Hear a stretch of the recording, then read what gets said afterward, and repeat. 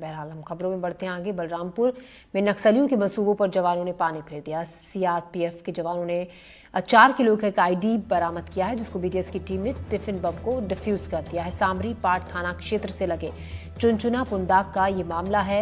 एक ID 4 kilo का ID सुरक्षा बलों के जवानों के हाथ लगा जब वहां पर सर्चिंग अभियान चलाया जा रहा था। सर्च ऑपरेशन वहां पर चल रहा था स्नीफर डॉग्स की मदद से, और उसके बाद इसको डिफ्यूज कर दिया गया। 4 किलो का आईडी जिसको जवानों ने बरामद किया, बीटीएस की टीम ने इसको डिफ्यूज कर दिया।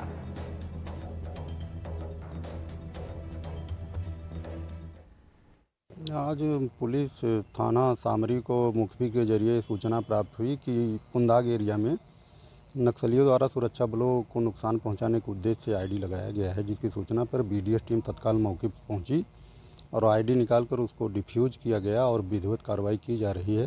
कार्रवाई जारी है। सर, जो कैंप है, कैंप से कितने दूरी पर आईडी मिला सर? कैंप से ज़्यादा दूरी नहीं है, कैंप के आसपास ही है, 1.5 से 2 किलोमीटर में। सर, लगातार जो नक्सलियों के मूवमेंट हैं उस पर भी कार्रवाई चल रही है, लेकिन फिर से एक नई हरकतें सामने आई हैं। इस पर किस तरह की आगे की रणनीति रहेगी? ये आईडी अभी बरामद हुआ है। हम लोग नक्सलियों के खिलाफ एफआईआर कर रहे हैं और उनकी धरपकड़ के लिए प्रयास जारी है। जबलपुर में नशे में धुत एक युवक ने जमकर उत्पात मचाया। मामला मदन महल थाना क्षेत्र का है। नशे में धुत युवक ने पहले तो घर के बाहर खड़ी गाड़ियों के कांच तोड़ दिए। इसके बाद जब लोगों ने उसे रोकने की कोशिश की तो शराबी युवक ने उनके साथ मारपीट की, पत्थर मारे, जिससे इलाके में दहशत का माहौल है। स्थानीय लोगों ने इसकी जानकारी पुलिस को दी, जिसके बाद पुलिस ने आरोपी युवक को गिरफ्तार कर लिया। आरोपी के हंगामे की तस्वीरें सीसीटीवी कैमरे में कैद हो गई। इलाके के लोगों ने पुलिस से गश्त बढ़ाने की मांग की है।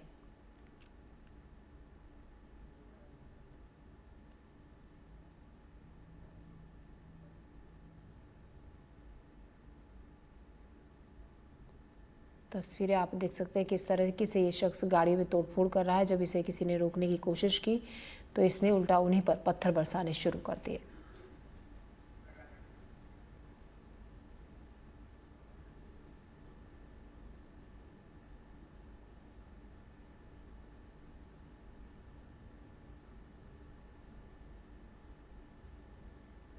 और एक बड़ी खबर, अहम खबर कांकेर से, जहां मुठभेड़ में मारे गए 5 नक्सलियों की पहचान कर ली गई है।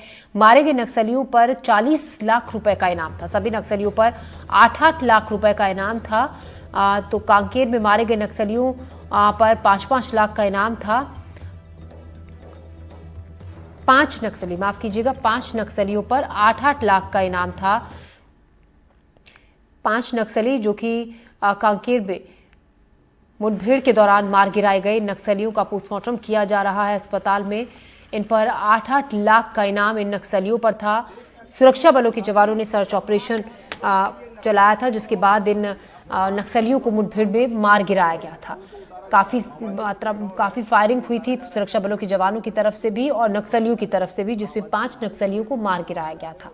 लगातार नक्सलियों के खिलाफ सुरक्षा बलों का अभियान जारी है। जिस तरीके से प्रशासन की तरफ से भी नक्सलियों को मार गिराए जाने की, नक्सलियों के खिलाफ धरपकड़ जिस तरीके से जारी है, उस तरीके से नक्सलियों का सफाया भी हो रहा है उन तमाम इलाकों से जहां पर बहुत ज़्यादा सक्रिय नक्सलियों की मूवमेंट रहती है। नक्सली नीरज तिवारी इस खबर पर ज़्यादा जानकारी के साथ हमारे संवाददाता हमारे साथ जुड़ रहे हैं।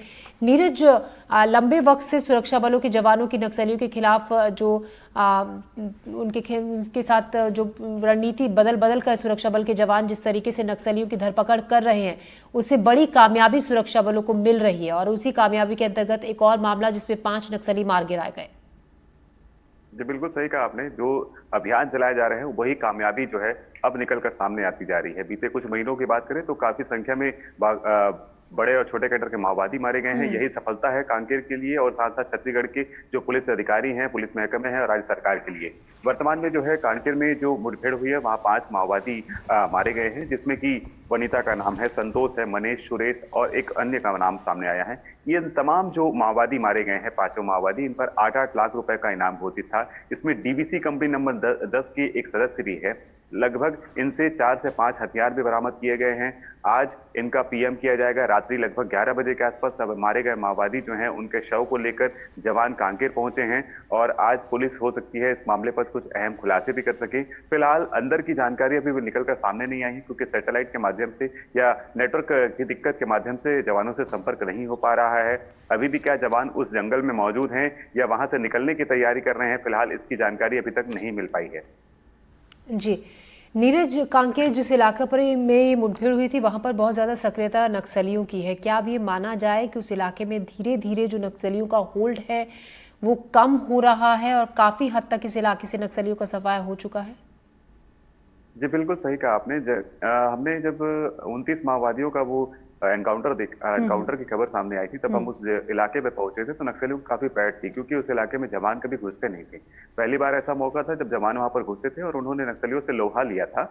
वो इलाका ऐसा था कि काफी संख्या में नक्सली स्मारक थे, स्वागत द्वार बने हुए थे। उस दौरान वहां पर जो ग्रामीण थे वो दहशत में रहा करते थे, लेकिन अब उस इलाके में शांति आई है कि जवान जब उस इलाके में पहुंचे हैं तो सड़क बननी चालू हो गई है, माओवादी उस इलाके से भागने लगे हैं तो सड़कें बन रही हैं, विकास के काम हो रहे हैं। तो ये जो इलाका था ये भी इलाका उसी इलाकों में है, लेकिन जब नक्सलियों की उस इलाके में फिर से सूचना दी गई तो सूचना के आधार पर फिर से ऑपरेशन लॉन्च किया गया। अब क्योंकि उस इलाके में और आसपास के जो क्षेत्र हैं वहां से भी जब दबाव बन रहे हैं तो नक्सली जरूर है कि इधर उधर भागने के, और भागते भागते जो है इस तरह की जो गलत हरकतें करते हैं, जवानों पर फायरिंग करते हैं, सर्चिंग ये जो निकले रहते हैं जवान उन पर, तो माओवादी इसी मुठभेड़ में मारे भी जा रहे हैं, जिसका परिणाम ये 5 नक्सली भी हैं।